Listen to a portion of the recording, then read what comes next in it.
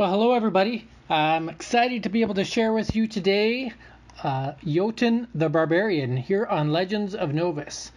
So Yotun the Barbarian is a stretch goal character that is exclusive for Kickstarter and is really close to being unlocked. So I thought what better way to celebrate that than to have a little solo game to show you what Yotun the Half-Orc Barbarian is all about. Now, Yotun is a special class or race in Novus, as the Orc race was actually introduced as part of the Maelstrom, that giant, magnificent, magical storm that really created this single continental world of Novus over a century ago. And when those orcs came to fruition, they poured forth from the earth on the foothills of Turin, somehow created by magic, and they live for no other purpose, as far as we can tell right now, than to cause terror and devastation in cities and villages across the realm. And orcs travel in individuals and in bands, and Yotun's parents, or mother, actually happen to be, has a tragic tale, and you can look at that in the Kickstarter commentary, and I'll put it in the next update as well.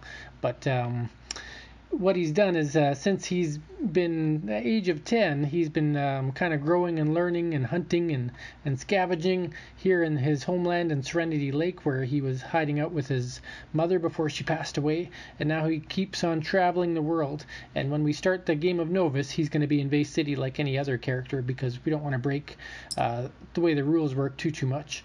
I made him really large to make him stand out, but actually we'll reduce him just a tad here. So Yotun the Barbarian, just like anybody else, would start in Vase City. Now Yotun is special, where he has his own specialized class card, which can only upgrade to a Zealot card, which is a special version of the Barbarian that we have here today. But we are going to show you that when we get to that point, because I'm sure Yotun is going to make it to become a Zealot. Now, so how do we start with Yotun? Well, Yotun is a barbarian. He cannot equip heavy armor. He cannot explore in city locations. However, he can go to city locations, and he can only advance to the Zealot class on the reverse. If he's fighting humanoids, such as goblins or orcs, he will gain a +2 attack bonus. He's really talented at hunting his own kind, or just humanoids in general. And so he'll also get that bonus against assassins and other humanoid creatures. Now he starts with a 4 combat, plus with his 3 experience that we start at. Sorry, we use this here, don't we? Alright, just try to zoom in on that. Eek. Yeah. There we go. Start with 3 experience, so he's going to be at 4 combat plus 1 extra for his experience. So if you look here, 3 to 5 experience will give you a 4 combat. So there you go. What else does he get? Well, he has a Berserker Rage that he can initiate. It's going to cause him to lose 2 experience, so he'd have to use it very selectively, but it would give him +5 combat until the end of a turn. So you can't do it when you don't have experience. You have to have at least 2 experience to use it. But in that way, he can save himself from a loss by going into a rage. He just doesn't get recognized as much for doing that, if that makes any sense. And so you'll see that as we play along as well. Alright, so 4 combat value, 3 experience points, that special ability. So let's get right into it. So what do we start with? Well, let's shuffle these up to show you everything's completely random. Shuffle, shuffle, and shuffle. Nothing is set up here. I get 1 random reward card at the start of the game, 1 random adventure card, my turn tracker, which I don't have one here right now, so let's create one of those. Objects, components, tools, get ourselves a turn tracker here. So this is how we're going to keep track of what's going on. And so at the end of each turn, I'm going to up this by 1 to show that that turn ends. And if 25 turns in, I do not beat the game. If I beat the game within 15, I become a Legend of Novus. If I beat the game in 20, I'm a hero. And if I beat the game in 25, before 25, but not before that, whatnot, I'll be a champion. So just a couple of different levels of recognition you can get to. But of course, the goal is to be a Legend of Novus, the namesake of the game. Alright, so what did I reveal? This will be my hand. I'll keep my hand above my character sheet at all times and always keep it visible for you to see. So we have here a set of light armor and a guided by faith. And now I can begin the game. So to begin the game I can equip some rogues. What's that? That's right, I should read my rules. This one has the cross daggers icon. So you can see that in the right hand side of the banner. So a cross dagger means that it can only be used by a thief class. And that picture of the body armor means it can only be placed in the armor slot. So I actually can't use this right now. And being Yotun, I will never get to use this, which means this is something I would want to sell. Now, selling can only take place at the end of a turn, so I can't start my turn by selling. I have to start my turn by deciding if I'm going to explore or travel. And of course, one of Yotun's downsides is that he cannot stay and explore in cities, so he actually can't do anything with that rogue's mail this turn. But that's okay. We will go for a travel. Now, Yotun, right now, his home city will be the same as Kane's, but I will be playing around with the rules and considering if I should make a different location his home location for that special +2 experience and reward that you get in many locations in the game. Alright, going on a side note there, but what I'm going to do is he gets a bonus against humanoids and I wouldn't mind gaining experience, so I'm going to travel 1, 2 up to Watershed Meadows, and I'm going to roll my travel die. So anytime you travel in the world of Novus, you roll your travel die and the result tells you what to do. So in this case I rolled an adventure, so I get to draw another adventure card and add that to my hand. If I draw a curse like I just did, I have to place immediately on my character sheet. So unfortunately Yotun has experienced a mind-racking rail and he will have a -2 combat for as long as he is cursed. So that is too bad for Yotun, but sometimes these things happen. So we're going to mark that down to 2 just to indicate that we are troubled with that. Once we've traveled, we've landed safely in this dot here, which is nothing specific happens there. That's a waypoint. Watershed Meadows is actually right here. So at a waypoint I land there. At the end of my turn I could equip or use an event if I wanted to. I'm going to choose not to, so that turn comes to an end and we embark on my next turn. So my next turn I'm going to travel one more time. Not as confident as I once was now that I'm cursed, but let's see what happens. We rolled another adventure card on my travel, so we will grab an adventure card, flip that over, and we found a divine intervention. Nothing wrong with that. So that is an event card that lets me prevent a defeat. Don't mind that red outline there, that's just a glitch that has to be removed. So we are safe in the foothills of Turin. So foothills of Turin, if you refer to this location guide that's included with the game, you have to find the foothills of Turin on the map and everything would be alphabetized. When this tabletop simulator was made, it wasn't completely alphabetized. It is now though. So foothills of Turin, when I'm there at the end of my adventure phase, if I explore there, I can flip over cards to face a humanoid, but they get a +2 encounter, which I do as well, so it kind of turns out to be an even battle. Okay, so I safely got there. Nothing else happens in the foothills, so I will end my second turn and begin my third turn. And I'm going to explore here, and when you explore in the foothills of Turin, you have to face a humanoid creature. So what does that mean? It means that I'm going to flip over cards in the adventure deck until I actually find a humanoid, and then any cards that were not humanoid I put back in the deck and shuffle it up. So I have to fight the jackals. The jackals say if I'm an advanced class I would discard that and draw a new one, because the jackals are afraid of powerful enemies that are an advanced level. But in this case I am not, so I'm going to be fighting this humanoid. He's going to get +2 to his attack because he's in that special foothills, and the foothills of Turin gives that creature +2. Now that's going to be negated by Yotun's ability. Sorry if that's diagonal there, so we'll just zoom in. Yotun gets +2 against humanoids, so we're just going to say those even out. So this guy's going to get +2 attack, and I'm going to get +2 attack. So we're pretty even Stevens here right now. Black die, I'm going to say in this game, will always be the enemy. Red die will always be Yotun. So Yotun will roll, enemy will roll, and we have a 1 versus a 6. I have a critical fail. So if I get a 1, that means this guy has defeated me, and I'm going to actually lose an experience point. And I'm going to lose 10 or 25 gold pieces. Now I only had 10, so I'll just lose what I have there. You don't go into the negatives. So I got defeated by a jackal. That's unfortunate, and I go to the end of my third turn. So Yotun the Barbarian not having a great first foray into the world of Novus, but let's see what happens on his fourth turn. He's got a couple of event cards. I could purchase a... I don't have any gold, so I can't purchase anything. So let's say I'm going to travel 1, 2 to Serenity Lake, roll my travel die. I have an encounter, so I get a chance to redeem my terrible fighting skills.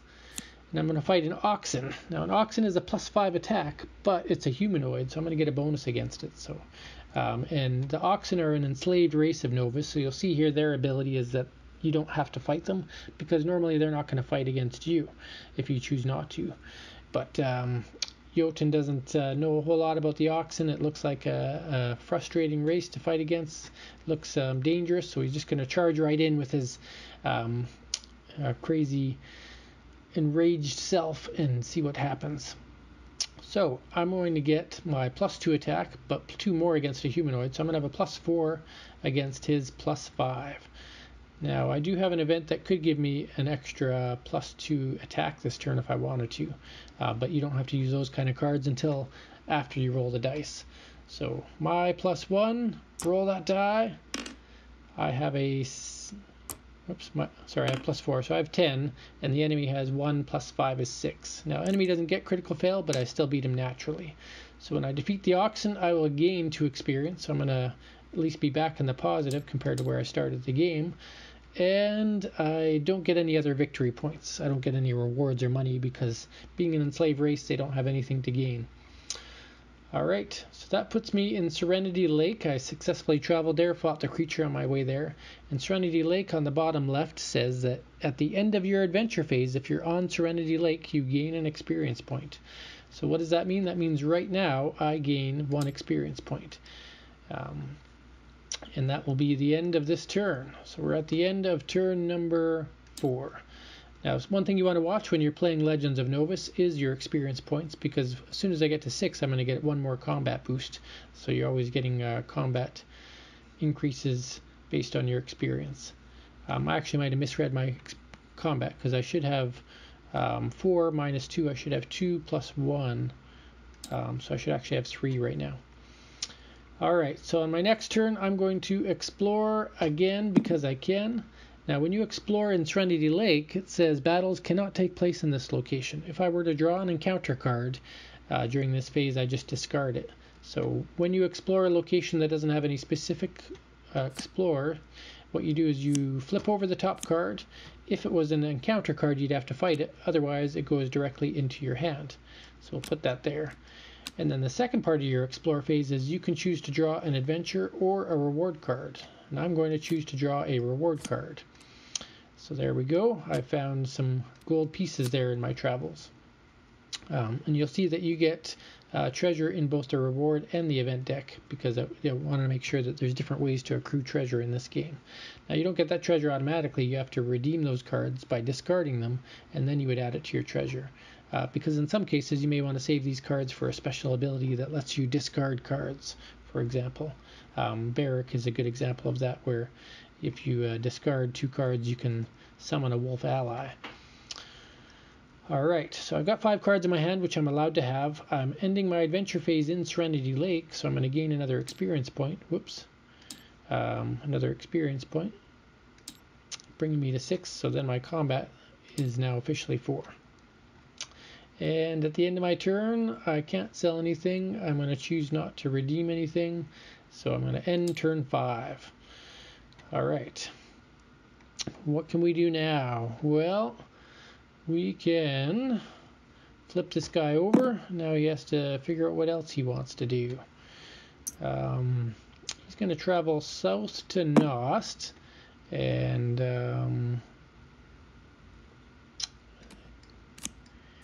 Yeah, he's going to travel south to Nost and roll the travel die. And he has another adventure card. So we take the top adventure card, put it into his hand. He found a Pilfer, which is a card that is not used in solo games, so we'll put that aside. Instead, we found an encounter. So an encounter, if you have when you travel and roll the adventure die, it just goes to your hand. You don't actually have to suffer a battle there. So I'm safely in Nost. What happens in Nost? Well, if you look at the bottom right-hand side, at the end of my adventure phase, which I'm at now, if you are in Nost, you may discard any number of adventure cards and gain 25 gold pieces for each one. So at this time, I can make that decision. I've got, it'll say event on there, or sorry, actually it says any number of adventure cards, doesn't it? So that means adventure cards, yep. So adventure cards are the ones that on the back have the blue stripe. So I can discard as many adventure cards as I want right now, these 4 here, to gain 25 gold for each. Well, it definitely makes sense to discard that one, and that will get me 25. I think it makes sense to get rid of the encounter for 25 gold, because 25 gold is nothing to be shy about. And I could even get rid of Divine Intervention, prevent a loss. That's iffy.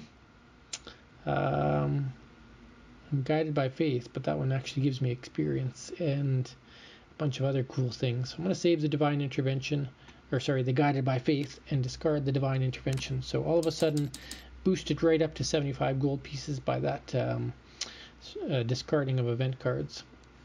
Now I go to my recovery phase, and I'm in a city. So in the city of Nost, I can actually sell this armor for 15 gold pieces. So I'm going to do that. 5, 10, 15. And so now I'm up to 90. And I could even redeem this treasure for 10 gold pieces. So there we go. We're up to 100. What can I do with 100 gold? Well, if you look here, you can redeem money for experience. So I could actually redeem all 100 of that gold pieces, which I'm going to. So we just turn this all to 0, and I'm going to get 3 experience for it. That's what I'm going to focus on experience, try to get up to that magical 10 so I can turn into a zealot. So then I can still use an event card, but I'll save that for my next turn. So we're going to go up to the end of turn 6 and decide what to do from here. So at the beginning of my turn, I'm actually going to redeem Guided by Faith. And for the rest of this turn, whoops. For the rest of this turn, I will have +2 combat, +3 escape, but I will immediately gain 1 experience point. And that brings me to 10, which still is only +2 combat, so I'm still at 4 combat. But I also have +2 travel this turn. That's what that top icon is there. So +2 travel means I can move up to 4 spots this turn. So I could go 1, 2, 3, 4 to get up to Exire. Roll this travel die. I've got safe travels, so instead of moving an extra spot, I'm going to get the 10 gold that I can get for that. And because I got to the fighter location and I am the fighter class, I will gain 2 more experience and a free reward card. And that brings me to the end of my adventure phase and onto my recovery phase. On my recovery phase, I can equip items. So I'm going to equip this fantastic Ring of Resistance, which gives me 2 extra combat. And also remember, I went up to 12 XP, so I have 1 more combat for that. This ring is very useful against magical, demon, and dragon creatures, making him even more stronger. Alright, so now that I am level 10, I can flip this over and go from a +4 Barbarian to a +6 Zealot. So I'm going to have 2 more combat. And this Zealot class, again, still can't equip heavy armor or explore in city locations because I'm still a half-orc barbarian. But I also now gain +3 against quest creatures because I'm that much more epic and powerful than I was before, learning the ways of what's going on in Novus through both victories and defeats. And I have an Undying Rage instead of just a Berserker Rage. I have an Undying Rage, So Undying Rage means I can discard my hand, and if I lose a battle, I win the battle instead. And I don't gain any cards from the victory and only half the experience, but at least I don't suffer a loss, which it can be devastating at some points in the game. And it doesn't say you have to have any cards in your hand, so if you see that, so if I have no cards in my hand, I can still do that, which is nice because sometimes you're using all your cards just to try to win a battle or to get around the world here. So that puts us to end of turn 7, but I'm now a force to be reckoned with a +9 attack and some things up my sleeve. I would be +11 if it wasn't for this mind-racking whale. So what I could do is now make an effort to travel down to the city. I can't go to the city of Braille. Actually, I could. You can go to the city of Braille, I just can't explore there. So if I had 25 gold pieces, I could go to, let me just find Braille here. Beautiful artwork by Boris Turano. The first time I visit in Braille, if I'm a priest class, I can gain 2 experience and draw a reward card.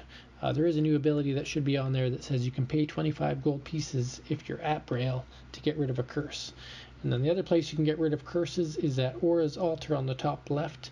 You can remove all curse cards from all characters just by going there and gain experience for doing that. So we're going to say Yotun's going to make that his goal right now. Not quite strong enough to fight the quest creature, so he's going to travel south, roll this die.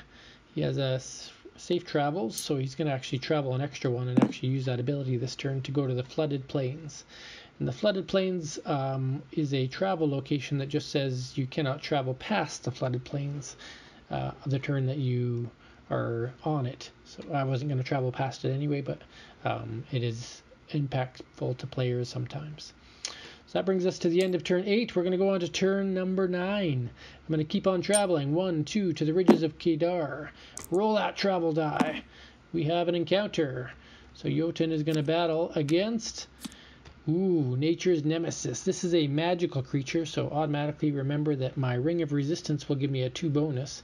But it says magical items, weapons, and armor don't apply their bonus in battle. So actually this ring is useless because Nature's Nemesis ignores all magical attacks. So we've got to remember that, which means my combat for this turn is actually only a 7 against its 9. And if I am defeated, I must discard 2 cards from my hand. Now, I don't have any cards in my hand anyway, so that defeat clause doesn't hurt. But he would... yeah, that's the only thing that would happen if I get defeated, so it's in my best interest to fight this guy, even though the odds are against me. So his +9 against my +7, which means that he basically has a 2 bonus to whatever roll he has, or she has, whatever this creature is. So I'm going to roll my die, roll the Nature's Nemesis. We have a 7 against Nature's Nemesis 1. That is a win for us. So we are going to gain 3 experience points. 1, 2, 3, bringing me to 15. Still at the same combat bonus. And for a victory there, I get 2 reward cards. That's nice to see. So we grab those 2 reward cards, flip them over. We have found a holy symbol, which is not usable by Yotun, and a potion of invisibility. So when we go to my recovery phase, we're going to snatch that potion up and put it into an item slot. And this holy symbol could be sold if we get to a city location. So that will bring us to the end of turn number 9. And Yotun wants to continue to redeem himself. So we're going to... Actually, you know what? He could explore and fight an undead, but he's going to keep traveling. So 1, 2... We don't have enough money to buy our way out of that mess. We're going to roll a travel die. We have another encounter. So during our travels, we are going to fight a ghoul, which is an undead demon. And it's got a +6 damage.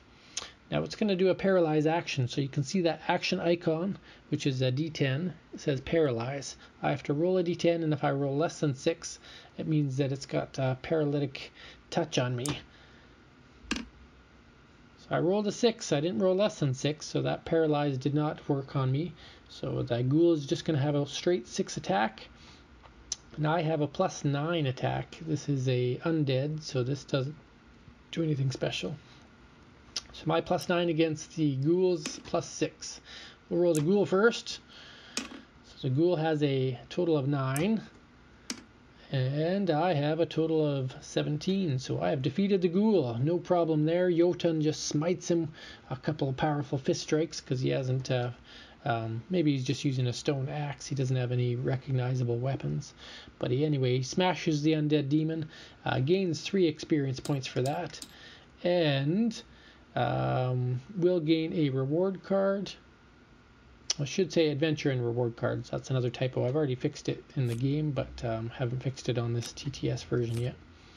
Apologies for that, but the ghoul is a bit different, that he gives you an adventure and a reward card. Now again, you're seeing some of the drawbacks of having a single class character here, because we drew Aura's armor, which again is a priest only item. So if somebody was a dual class priest anything, they could use this. But when you're Yotun, you can only be a fighter class and equip fighter class items. So this is not able to equip, so he'll keep that in his hand, and you can see how that ends up leaving him with items that maybe he wouldn't want to discard if he wanted to make his way to a city, and would have to discard to use his rage. But here we are at the end of turn number 10. We're getting up there with experience points, but Yotun's combat is not quite strong enough to really feel comfortable defeating a quest creature yet. So he's going to do his next travel. Roll this travel die. We have another encounter. Yotun's going to fight against a feral wolf. If I don't have a weapon equipped, which I don't, the feral wolf gets a bonus combat. So the wolf is going to have +4 to my +9. So the wolf has 13. And I rolled a 10, so a 10 plus 9 is 19. I've defeated the wolf, no problem there. Just 1 experience point gain, and 1 more reward card to add to the collection. Some great druid's armor, used only by the druids. We're finding the best armor there is for the priest and the druid, but not usable by Yotun. But that's okay. Yotun has successfully arrived at the Aura's altar, which means all curses are immediately discarded, and any discarded that way, including on other players if they were playing, you gain an experience point for. So kind of a small reward for going that full distance to try to cure these curse cards. Which means my combat now goes up to 11, which is what I've been trying to do, is recover that. And we'll quickly reassess combat value. So combat value again is your base combat, which in his case is 6, plus your combat modifiers on equipment, which is 2, so that brings him up to 8, plus combat modifier for experience. So his experience is 4. So 4 plus 6 is 10, 11, 12 should be Yotun's current combat value. So we'll just try to find that magic red dot on here. So 12 combat now. So he's becoming somewhat dangerous, but his goal right now is to defeat 3 quest creatures in solo mode before the 25th turn. And we are just finishing up the 11th turn right now. So to become a legend, I'd have to defeat 3 quest creatures in the next 4 turns, and that is physically impossible. So we know that Yotun is not going to be a legend in his first game, but he can still become a hero or a champion. There's still a possibility there, so let's see where we end up. Now, I'm just going to pull something up real quick here. My apologies. I want to make sure I'm telling you the right names for what I classified the different wins as. So if I look at the rule book that I made, but I am mixing up the terms here sometimes, and I apologize for that. We're just going to flip to the solo section and make sure we're speaking it properly. So the way I've described it in solo game rules is you're a hero if you win within 20 turns. If it takes you more than 20 turns but less than 25 turns, then you're a champion. So there you go. Alright. So back to the matter at hand. We have safely gotten rid of that. We don't want to explore here because we want to start defeating quest creatures before they devastate the world of Novus. And Yotun's goal in defeating quest creatures is to show evidence to humankind that he is working to help save them and wants to join their society rather than be one with the orc clans that he's heard so many bad things about and witnessed firsthand. So he's going to travel. 1, 2. He's not ready to fight a dragon by any means, so he's not going to bother with that yet. Drew an adventure card. grab that. What do we have here? Ooh, we have a Gladiators Arena event that he can participate in. That's actually not a bad one. Arrive safely there. We go to my recovery phase. That can only be played at the start of a turn. So in recovery phase, not much I can do. I don't think it's a good time to activate the Gladiators Arena, because that would make more sense to activate in a city location when I can sell equipment. So we will end our 12th turn and make our way to Braille and roll the travel die. I'm just going to remove one this turn intentionally. So we have another adventure card. See, I'm up to 5 cards, and I'm not allowed to have more than 5 at the end of my turn. Unfortunately, we found another curse. Terrifying visions. I have to attempt to escape the first round of every battle. That's not cool. Yotun doesn't want to escape.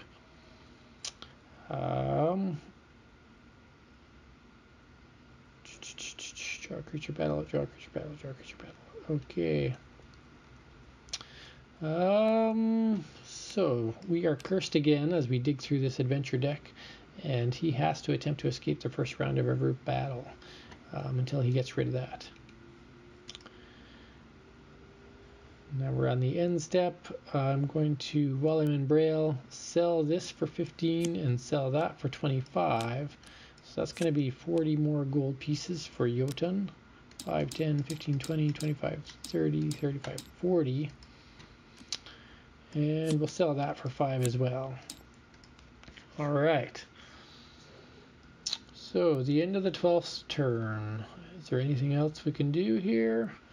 Not so much. So we knock that up. Sorry, that was the end of the 13th turn. Only 2 turns left that he could become a legend. But still a chance to become a hero. What does he want to do? Oh, he's going to want to get rid of that curse again, unfortunately. But we have 25 gold, that's right, and we're in Braille, so 5, 10, 15, 20, 25. We'll just eliminate that curse right away. Oops. That goes over there. That goes over there. That goes over there. So we paid the money to get rid of the curse, which is going to be on the final card for Braille. It is a pre-city, and that's their power to dismantle curses. And it's part of why Chandril can't be cursed either, is because the priests and followers of Aura, the goddess of light, are immune to curses and can heal them upon others. So again, we're still starting our 14th turn, and Yotun will need to figure out how he's going to defeat some creatures. Can't wear heavy armor. Doesn't have any fast travel methods, so let's initiate the Gladiators Arena while we're in a city. So the Gladiators Arena says, play this event at the start of your turn, which he is. It replaces all phases of the turn. I must draw a creature card, battle it, then draw a creature card and battle it, and then draw a creature card and battle it. So his first battle will be against the Alluring Devil. I have to roll this die here. I rolled a 10. If I rolled less than 5, she would have ended the battle and nothing would have happened against her, because she just seduced me into not fighting her. But I was successful there, as the 10 indicates. So now I can go into regular battle. She's rolling. She gets a +6, so she has 15. But I have 8 plus 12 is 20, so I'm becoming a powerful force to be reckoned with. When I defeat her, I gain 2 experience. 1, 2. 22 experience. I'm now at my max combat, so I go up by 1 more combat. I can find the button. And so I won't go any more up. No matter how much experience I get, I can't get more than a +5 bonus. But not only that, I'll gain 1 reward card as well. So that was the first battle. Now I can't throw this on now because you can only equip things on your start and recovery phase, so that's kind of like my rewards after this Gladiators Arena. Then I draw another card, and I have to fight a savage bear who's going to take a swipe at me. So I'm going to roll this die and add my experience. If I rolled a 1, then it would be devastating, but I would just lose some combat. But I'm successful, so I dodge that bear swipe. I'm not going to fall for that. And then it's going to fight me with a +4 to their roll. So the bear has an 11, which I'll defeat unless I roll a 1, because I know how to fight bears. I'm a tough epic warrior now. So I defeat the bear. I will gain 2 experience points. 1, 2, and 2 reward cards. That bear is holding back in their cave, where the people love what they see. So you can see this gladiators arena can give you quite the benefit by when you're strong enough to win against creatures. So now I fight my 3rd one, which is a giant spider. They're going to try to entrap me in a web. I rolled an 8. As long as I rolled higher than 5, I dodged the web, so nothing wrong there. Then we go into combat. And that one has 15 to my 7 plus 13 is 20. So I have also slain a giant spider. Yotun with that plus 6 combat. He's a real force to be reckoned with there. So success. We gain 2 more experience. Nothing wrong with that. And 2 more reward cards. Whoops. So we grab this. Whoops. Flip that over. Grab this. Then we go to my recovery phase. I'm going to throw on these light armor leather boots, which will give me a +1 in combat value. I can find the dot. And we're going to grab on this Ring of Awareness. If you gained any experience at any point during your turn, then you gain +1 at the end of your turn, but it doesn't give you any combat bonus. So at the end of my turn, I will get +1. Then I've got some electrified gauntlets, which you can wear in a single hand, because it's actually just a gauntlet. I'm going to correct the term on there. So I'm going to get 2 more combat for wearing that 1 gauntlet. So I'm up to +16 now. So now he's a tough guy. We also have a Ring of the Griffin, which could fill my last item slot. It doesn't give me an extra combat, but it lets me move further each turn, which is nice. And I can equip this Cloak of Concealment, which will give me 1 more combat and +2 escape. So there you go. Yotun the Barbarian has a special cloak with a magical gauntlet, some standard leather boots, 3 different rings, so he's the most magical barbarian you ever did see, and a potion just to help him if times get tough. So there we have it. That brings us to the end of turn 14. Yotun the Zealot must decide what to do. Now it's time to chase down some legends, some quest creatures. Feeling tough now. But where is he going to go? Well, he's not quite tough enough to battle Monsignius with a +17 compared to Monsignius's +25. So he's going to venture down south here. And he gets +1 to his movement now that he has this Ring of the Griffin. So 1, 2, 3, he could get to Ice River, or 1, 2, 3 to Flood Plains. 1, 2, 3 to Ice River we go. Roll the travel die. We have an encounter. Because it's Ice River, I'm actually going to get -2 to my attack this turn. But it's just a simple orc warrior. Oh, Yotun the Half-Orc Warrior has to face against his brethren. Bloodthirsty as they are, they have no qualms about attacking him. Now they just get a bonus if you're not advanced class, which Yotun is, or sorry, not experience or more, which Yotun is. So basically they're just going to get +3 to their roll, and Yotun should have no problem dismembering this orc. Yeah, he defeats him no problem. So gain 2 more experience, and because I gained an experience this turn, I'll gain 1 more at the end of the turn. And 10 gold pieces, 5, 10, and a reward card. So grab that. There we go, another potion, but I can't equip any more items because I'm fully stacked up right now. Okay.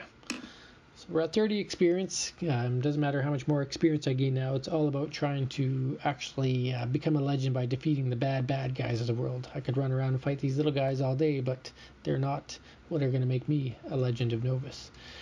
Speaking of which, I'm at the end of my 15th turn and don't have a hope to become a Legend of Novus, but I could still become a hero or champion of Novus. So what are we going to do now? Well, I can take off this Ring of Awareness because I don't need experience anymore, and I'm actually going to equip this Potion of Speed, and that I could chug. So this is the beginning of my 16th turn. I'm not going to chug it right now because I can already get to where I want to go. So 1, 2 to the ice flows, roll my travel die. Got a reward card, take that. Found a pair of leather bracers, which allows me to have an extra hand item equipped, so I can actually have leather bracers and gauntlets, plus one more thing later on. That'll give me one more combat.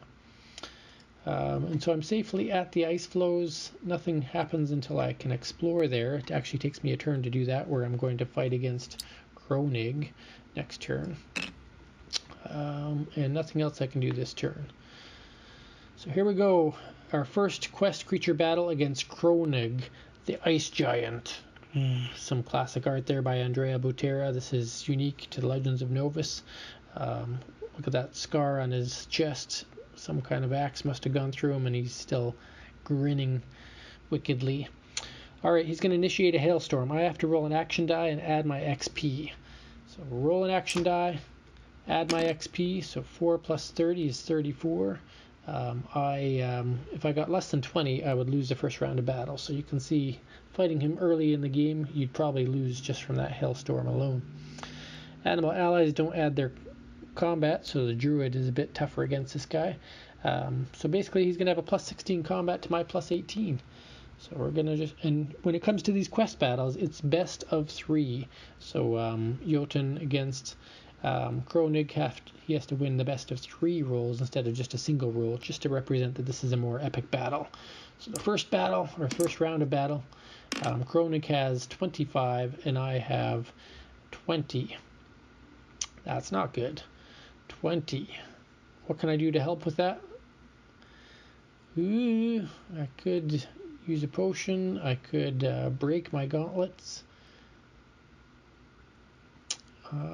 Or I could use Undying Rage, but instead I'm just going to let that one slide. So Kronig has won the first round of combat. That's fine. Let's roll the second round of combat. Second round of combat, Kronig has 9 plus 16, a 25 again. I have 6 plus 18, I have 24. So now I'm going to activate something. I'm going to activate the Potion of Invisibility. So I can use that after a roll, and what it's going to do is give me plus 3 for the turn. So got to remember that. I'm going to put this next to Kronig to remember I have that bonus this turn. So instead of 24, I have 27, which is enough to beat Kronig's 25.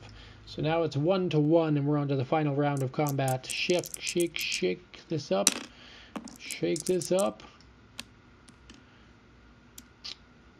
So I have a 4 plus 18 is 22, and Kronig has a 5 plus 16. So I've defeated Kronig naturally for this final round of battle. My potion helped me even more. So Kronig has been defeated, and I will gain 4 experience points. I'm still going to add them because they are relevant if I fight a creature that my experience points counts towards. And I will gain 3 reward cards. So we'll take those. We're not in a city, so we can't sell, but maybe we can use some of this stuff. Alright, so then we go to my recovery phase. This is heavy, so I cannot use a large shield. I could throw a crossbow on though, because this actually allows me an extra hand item. So what I like to do with these ones here, because they don't really have any other bonus, I kind of slide those underneath the main card. So just like that, you'll see that my crossbow can go over top of my leather bracers, and I'll get 1 more combat out of the deal. Ever seen a barbarian use a crossbow? Well, Yotun is doing it today. There you go. So that brings us to the end of turn 16. We're going to hop, skip, and jump over here with a 1-2 movement. Roll this travel die. We have safe travels, so I'm going to just gain the extra 10 GP there instead of moving extra. And we go to the end of my turn. So nothing else will happen. Turn 17 comes to an end. At the beginning of my turn, I am going to actually redeem 25 GP to gain an adventure card. I'm doing that because I want to try to find a way to maybe get a caravan or something that'll help me move across the world faster. Still during my preparation phase, I can throw on this Ring of Awareness. I forgot to put that on before. And we will then explore here. Yeah, because it's a new turn. We'll explore here. We're on turn 18 right now. So flip this over. Exploring here, I must battle against the Krager Beast is what resides here. The Krager Beast, another unique specific piece of art for this game. This giant insectoid creature that's been living underneath the glacial ice for a long time until the Maelstrom woke it from its frozen slumber, and now it terrorizes. It got its name by the town that it actually completely annihilated right after it was released because it was so hungry at the time. So the town of Krager is just shards and devastation, and every single creature, humanoid that lived there is now in its bowels. Alright, so what happens is I have to roll a d10, and the weather conditions are going to affect this battle. So we shake this up, roll this, and ooh, a 10. So what does that mean? My combat is reduced by 10 for this entire battle, minus escape bonuses you have. So do I have any escape bonuses? Let's see. No, no, no, yes. So that's 3. So now it's 4, 5, 6, 7. So actually my I'm only reduced by 3 this turn, or this combat, because of all these bonuses I have to my escape power. So that's not as bad. I'm going to have a 3 reduction because of weather conditions. Non-magical weapons have no combat bonus this battle. So my now it says weapons, doesn't say armor. So just my crossbow has no impact. So I'm actually going to have a -4 to my combat roll this turn. Alright, we can handle that. So now it's best of 3 battles. Krager Beast gets +9. So Krager Beast has a 10 for the first round of combat. I have 4 plus 15 because I have -4 there, so I have 19. So I've defeated him on round 1.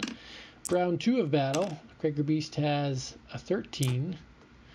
I think I can win this. 3 plus 14, yep. So I've slain the Krager Beast to fight the downside. So on his own he's not that tough, but if I hadn't had those escape bonuses, I could have had a -10 to my roll. So he would have been a lot harder to fight then. But thankfully that was not the case, and the Krager Beast has gone down to Yotun and his barbaric ways.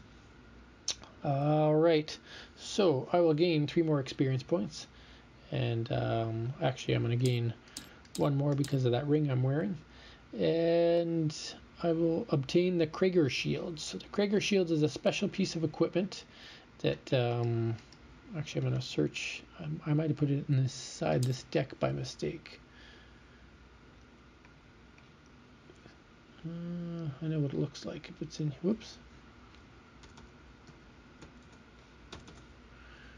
Is it in there? Krager Shield. No. Where did I put it? Okay, I'm just going to import it for you because you should know what it looks like anyway. That's the special thing about beating the Krager Beast. So we will install this. Rewards. Krager Shield. Here we go.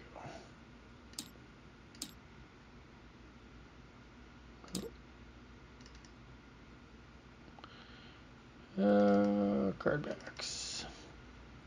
Rewards back.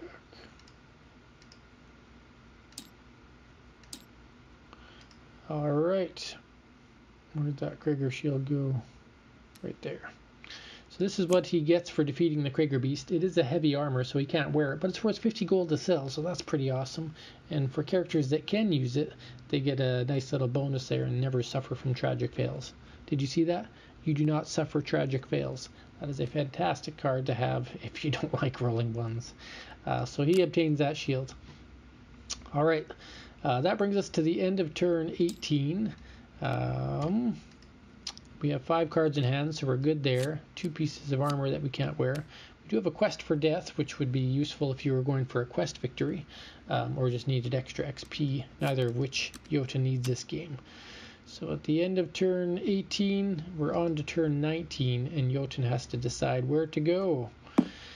Now he could go back and, in case you didn't know, you can explore places that you defeated creatures in, or quest creatures in. So for example, if you look on the top right, if I went back to the ice flows, I could explore there and gain a reward card at the beginning of the recovery phase. But that is more useful to do in multiplayer games. If somebody's killed a quest creature in a location and they've moved on, you can kind of benefit from the spoils of their victory by exploring locations that they've already gone away from. But in a solo player game, it doesn't make a lot of sense for me to go back here if I'm trying to win on this timer that I have going on. So I have to keep racing to save the world from all these terrible creatures and make a name for myself. Yotun, the Slayer of Monstrosities. One thing I forgot to add on, I didn't even look at it, sorry, I should have been adding on my Zealot power, plus 3 combat against quest creatures, so where I was might have been worried at one point, I actually would have had a bonus there. Alright, so Yotun, where does Yotun want to go? Well, he can only travel 2, unless he has a way to boost, which he does. So we could initiate this Potion of Speed to give us plus 2 movement for the turn. So we're going to drink this up. Potion of Speed, have plus 2 movement for the turn. So 1, 2, and 3, and which way does Yotun want to go? He's going to go north, 4. So we made it all the way to the abandoned wasteland. We're going to roll this travel die. So we've rolled an adventure card, flip that over. It's an encounter, but we don't need that. That's okay. We are not in a city, we cannot sell, so now we must use or discard an item. So we're just going to discard an encounter card because I have no real desire to fight an encounter with the amount of experience I'm at right now. But unfortunately that brings us to the end of turn 19. 2 turns left, just enough time for us to slay something. So Yotun has to make a decision. He could go to Kismatic's Keep and fight the Lich Lord next turn, or he could go to the Forest of Delusion to fight Sistos. Let's take a look. The Lich Lord has an anti-magical blast where you can roll and add your XP, which in Yotun's case he's loaded with XP this game, so probably wouldn't lose that unless he rolled a 1. Meanwhile, Sistos, the Scorpion Spider, makes you roll 2 dice for combat and take the lower number. Now, Kismatic has a higher attack, but Sistos has a more devastating ability. So we are going to go to slay the Lich Lord, or do we want to make this yeah, you can slay the unnatural. The skeletons and zombies of the world are annoying the people in this land, so he goes out to make a name for himself to slay the creator of them all, or at least that's what the rumors say about Kismatic trapped in the keep that Zondera, the first wizard of Novus, created. So I travel there, roll that travel die again. We have a safe travels. Now I don't need to move any further, so I'm going to take that extra 10 gold pieces for doing that. And we have safely landed in Kismatic's Keep and ended turn number 20. So I am not a hero of Novus. All I have left is to become a champion of Novus, which I'm going to attempt right now. But before I do so, I'm going to use up 25 UGP. So I will be at 5, and I will purchase myself a piece of equipment. Why equipment? Well, I wouldn't mind having a nice weapon. No weapon this time. Okay. So we're at Kismatic's Keep. At the start of my turn, I bought that. I'll just redeem that for the 5 goals. Why not? And we're going to flip and explore to fight Kismatic. So Kismatic, here we go. Kismatic says he has an anti-magic blast, so I'm going to roll my die.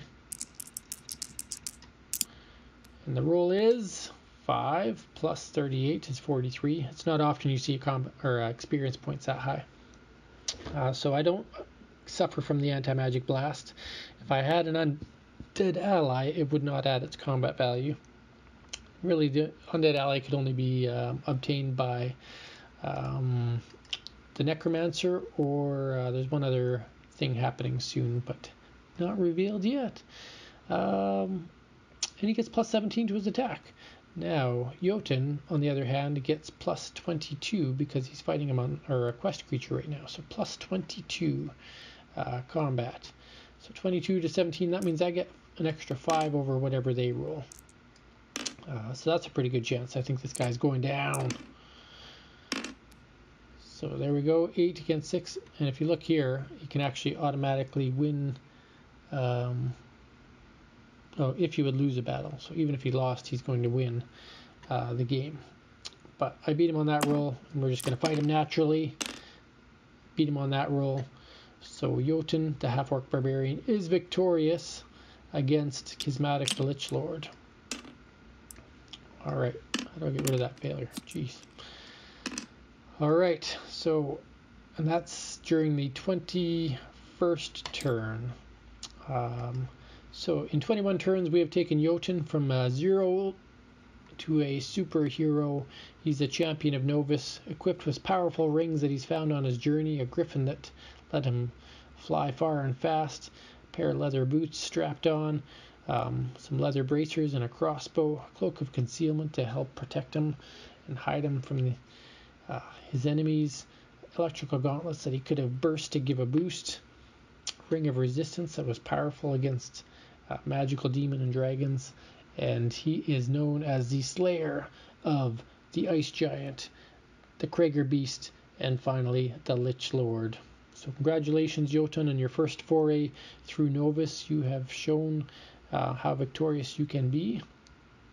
And there may be some modifications to these statistics and powers. In particular, I'll probably adjust this Undying Rage a bit, because it'll say if you would lose a round of battle. I think something like that can be done once a turn. I'm just going to play around with that rule a little bit, but it's going to be along the same wavelength as what you see here. But this is Yotun, and he can be unlocked when we hit $26,000 Canadian on this Kickstarter, which we're really, really close to doing. And he can help roam and save the world of Novus and try to be accepted into the human populace. So thank you for watching, and hopefully you've enjoyed Legends of Novus again and have a chance to play your own one day.